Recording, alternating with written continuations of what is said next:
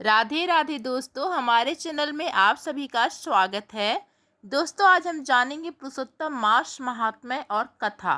क्या है पुरुषोत्तम मास, चलिए जानते हैं।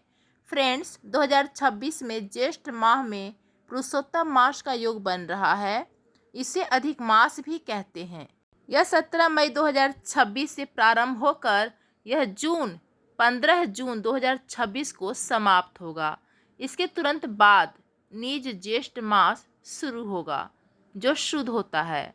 दोस्तों, चलिए हम जानते हैं पुरुषोत्तम मास का महत्व। सूर्य के धनु या मीन राशि में गोचर के दौरान जो समय रहता है उसे मलमास या खरमास कहते हैं। लेकिन हर 3 साल में चंद्र मास के बढ़े हुए दिनों को सौर मास में समाहित करने के लिए एक अतिरिक्त मास या महीना जोड़ा जाता है, जिसे अधिक मास कहते हैं। इसे पहले मलमास और बाद में पुरुषोत्तम मास कहा जाने लगा। इस मास में किए गए दान, पुण्य, स्नान आदि सभी धार्मिक आयोजन पुण्य फलदायी होने के साथ ही ये आपको दूसरे माहों की अपेक्षा करोड़ गुना अधिक फल देने वाले माने गए हैं। पुरुषोत्तम मास में सभी नियम अपने सामर्थ्य अनुसार करना चाहिए।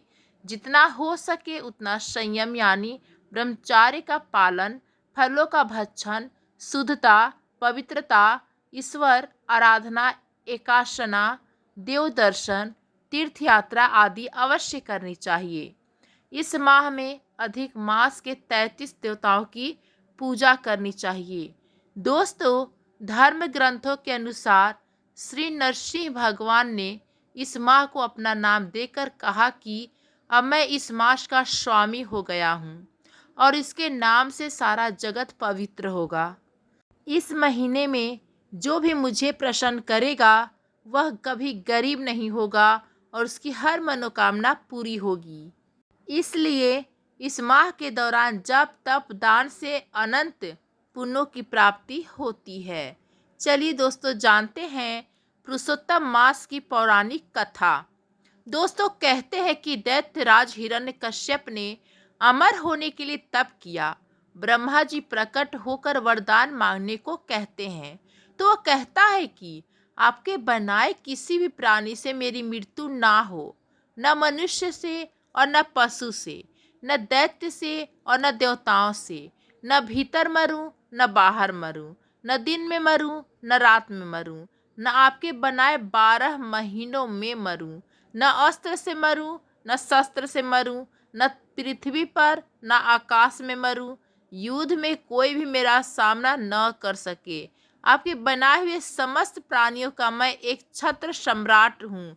तब ब्रह्मा जी ने कहा, तथा अस्तु। दोस्तों, फिर जब हिरण्यकश्यप के अत्याचार बढ़ गए और उसने कहा कि विष्णु का कोई भक्त धरती पर नहीं रहना चाहिए, तब श्री हरि की माया से उसका पुत्र प्रहलाद ही भक्त हुआ और उसकी जान बचाने के लिए प्रभु ने सबसे पहले 12 माह को 13 माह में बदल कर अधिक मास बनाया।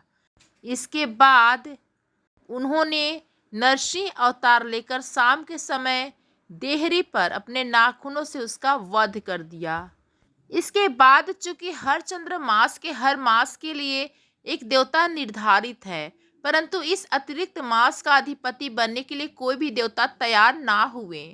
ऐसे में ऋषि मुनियों ने भगवान विष्णु से आग्रह किए कि वे ही इस मास का भार अपने ऊपर ले और इसे भी पवित्र बनाए। तब भगवान विष्णु ने इस आग्रह को स्वीकार कर लिए और इस तरह यह मलमास के साथ पुरुषोत्तम मास भी बन गए। दोस्तों, ऐसी ही मान्यता है कि स्वामी विहीन होने के कारण अधिक मास को मलमास कहने से उसकी बड़ी निंदा होने लगी। इस बात से दुखी होकर मलमास श्री हरि विष्णु के पास गया और उनको अपनी व्यथा कथा सुनाई। तब श्री हरि विष्णु से लेकर गौलोक पहुँचे। गौलोक में भगवान श्री कृष्ण ने मलमास की व्यथा जानकर उसे वरदान दिया, अब से मैं तुम्हारा स्वामी हूँ। इससे मेरी सभी दिव्य गुण तुम में समाविष्ट हो जाएंगे। मैं पुरुषोत्तम के नाम से विख्यात हूँ और मैं तुम्हें अपना यही नाम दे रहा हूँ। आज से तुम मलमास के बजाय पुरुषोत्तम मास के नाम से जाने जाओगे। इसलिए प्रति तीसरे वर्ष में तुम्हारे आगमन पर जो व्यक्ति श्रद्धा भक्ति के साथ कुछ अच्छे कार्य करेंगे उसे कई गुना पुण्य मिलेगा। इस प्रकार भगवान ने अनुपयोगी हो चुके अधिक मास को धर्म और कर्म के लिए उपयोगी बना दिया। अतः इस दुर्लभ पुरुषोत्तम मास में स्नान, पूजन, अनुष्ठान एवं दान करने वाले को कई गुना फल की प्राप्ति होती है। तो दोस्तों, आप सभी को मलमास की जानकारी कैसी लगी हमें कमेंट्स करके ज़रूर बताइएगा। धन्यवाद।